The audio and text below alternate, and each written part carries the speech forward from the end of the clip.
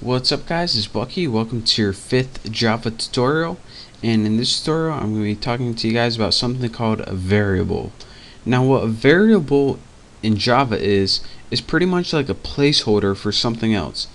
Now if you remember from math class back in like 7th grade or whatever, whenever you had a variable and it was usually named something like x, you could have it set to a value like 73, and then whenever you used x in a program or a calculation or something, x would take the value of 73. And that's pretty much the same exact thing a variable does in Java. You assign something called a variable name to a value, then whenever you use the variable, people know that it's not really the variable, but it actually stands for that value. So let's go ahead and make one of these in Java. Now to make one of these in Java, the first thing that you need to do is tell Java what kind of variable you're going to be working with. And there's a bunch of different kinds of variables you can work with in Java. You can use integers like 3, you can use integers with decimal points like 3.14, you can use letters like S, you can use strings of characters like Bucky. And so once you have that decided, you need to have a way to tell Java what kind of variable you're working with so it doesn't get confused.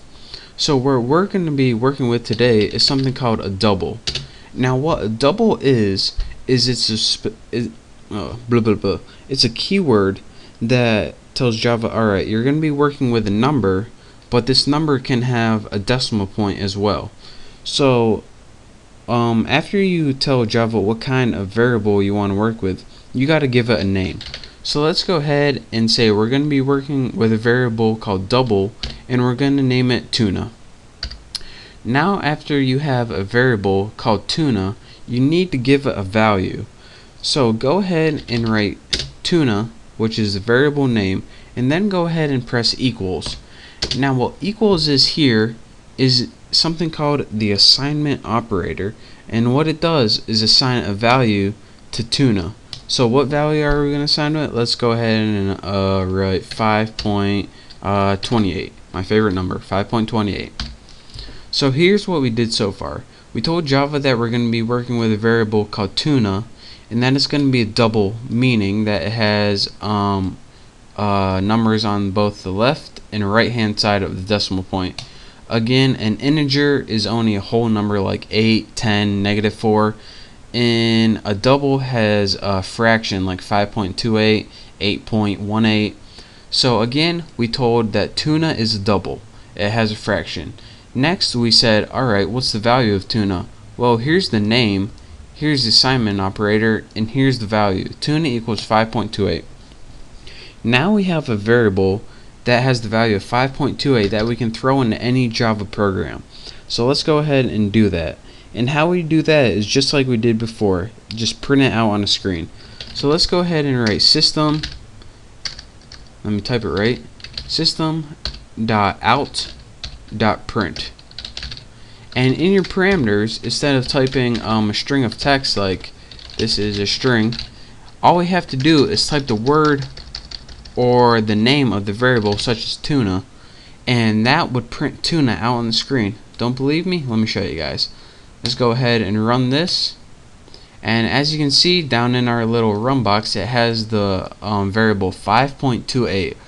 so that is how you write variables out on the screen using Java. And another cool thing that you can do with these variables is, in the last tutorial I showed you guys how to write strings of text on the screen. You can also combine these variables with strings of text. So let's say we want to write system.out.println, and get out of here, Hoss. And in our print line we're going to say I want, then go ahead and press space.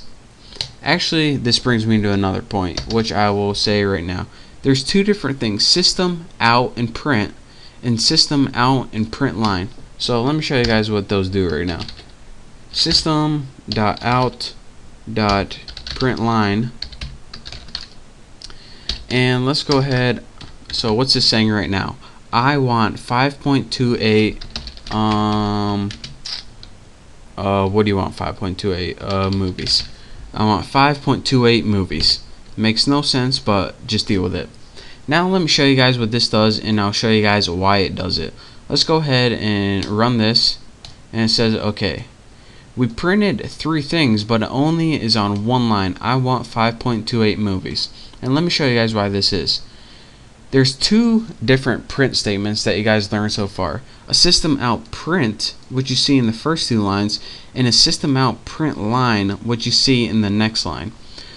What a print statement does, a basic print with no line, is it says, alright Java, we want to print this, but we want to stay on the same line. And it says, alright, so just stay on the same line, and then after this move to the next line. So after you have print line, what it would do is move the cursor to the next line. So if you printed anything after this, it would show up on the next line. Don't believe me? Let me show you guys. System out print, and we can even have a basic print statement right here. And let's have apples.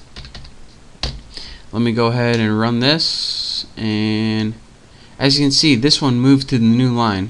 So that's the difference between the print statement and the print line statement.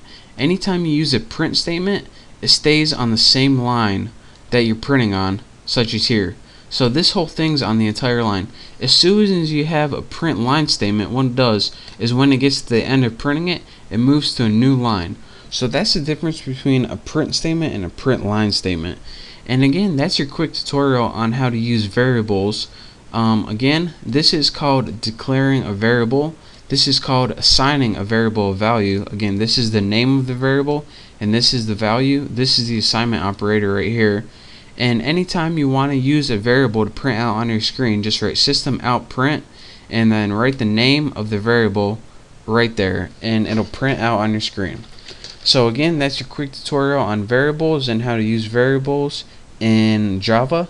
So thank you guys for watching. Make sure to subscribe to my channel. Don't forget to check out my next tutorial. And again, thank you, and I'll see you next time.